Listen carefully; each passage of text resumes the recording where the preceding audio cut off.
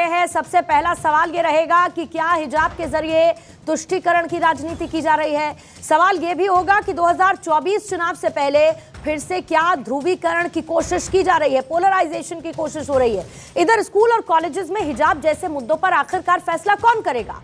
सदन में विकास को छोड़कर इन मुद्दों पर बहस का आखिर फायदा क्या है, और मदरसों में राम का चरित्र पढ़ाने से आखिर आपत्ति क्यों हो रही है, यह सवाल भी पूछा जाएगा। हमारे साथ कैप्टन आई सिंह बीजेपी के नेता इस वक्त स्टूडियो में मौजूद हैं। अजय अरोड़ा जी कांग्रेस के नेता हमें ज्वाइन इन कर चुके हैं। नीतीश शर्मा जी राजनीतिक विश्लेषक हैं, वो भी हमारे साथ मौजूद हैं। परविंदर सेठी जी राजनीतिक विश्लेषक, वो भी हमारे साथ जुड़े हुए हैं। और महंत शुभम गिरी जी धर्मगुरु हैं, इस वक्त वो भी हमारे साथ मौजूद हैं। और सबसे पहले शुरुआत कैप्टन आई सिंह आप ही के साथ करना चाहूंगी।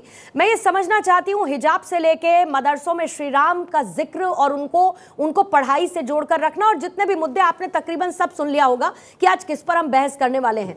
इन सबको सियासत में लाकर कौन सा टूल किट है जिसका इस्तेमाल हो रहा है। क्या हम विकास पर फोकस होकर बात नहीं कर सकते? क्यों हमें हिजाब की, क्यों हमें प्रभु श्री राम की, या फिर अन्य मुद्दों की जरूरत पड़ती है जिसमें तुष्टीकरण नजर आता है लेकिन संतुष्टीकरण नजर नहीं आता? निश्चित तौर पे पूर्णिमा जी, आपने देखा होगा कि कुछ राजनीतिक दल हैं, खास करके मैं कहूँगा कि कांग्रेस पार्टी इन्हीं मुद्दों को बार बार इस पर विरोध करती है। हिजाब कोई ऐसा एक परिधान नहीं है कि जिसको ज़रूरी समझा जाए कि उसको लागू किया जाए, क्योंकि स्कूलों की कॉलेजों की एक मर्यादा होती है। वहाँ पर एक ड्रेस है जो हर उस स्कूल और कॉलेज के हिसाब की होना चाहिए, ना कि ऐसी होना चाहिए कि फैसला कौन करेगा आई सिंह साहब? नहीं, इसका स्कूल करेगा, प्रशासन करेगा। बीजेपी करेगी, कांग्रेस करेगी, नहीं बीजेपी नेता करेंगे। बिल्कुल इसको प्रशासन करेगा, और जो स्कूल है वो स्कूल प्रबंधक करेंगे। हाँ। क्योंकि अगर कोई हिजाब पहन के आएगा तो कल के कोई ये कहेगा मैं तो धोती कुर्ता पहन के यहाँ आ जाऊंगा।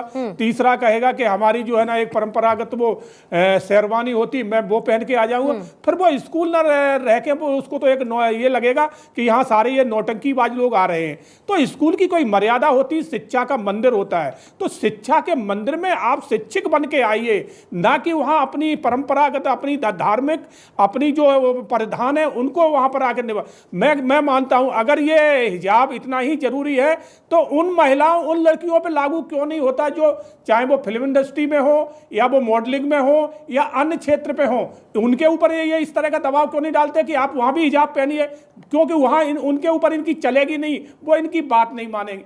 सीधे साधे मुस्लिम समाज की जो लड़कियां बहनें होती हैं उनके ऊपर इनका चलता है, उन्हें सिखा समझा के और भेजा जाता है कि आप हिजाब लगाओ। हिजाब ऐसा कोई जरूरी नहीं है कि हिजाब लगा के ही जाना है जिससे हमारे कोई धार्मिक उस पर कोई आहत हो रहा है। अगर ऐसा ही है तो सभी को आप बेल लगा। लेकिन ये तो आपका टेक है ना कैप्टन साहब, ऐसा थोड़े ही है कि हर कोई इसी तरीके से सोचता है। परविंदर सेठी जी, क्या ऐसा ही आप भी सोचते हैं कि उनको सिखा पढ़ा के भेज दिया जाता है कि आप हिजाब पहनिए? लेकिन मैं सिर्फ एक हिजाब के मुद्दे पर आज बहस नहीं कर रही हूं। मैं कहती हूं कि एक तरफ प्रधानमंत्री मोदी है, वो सबका साथ सबका विकास की बात करते हैं।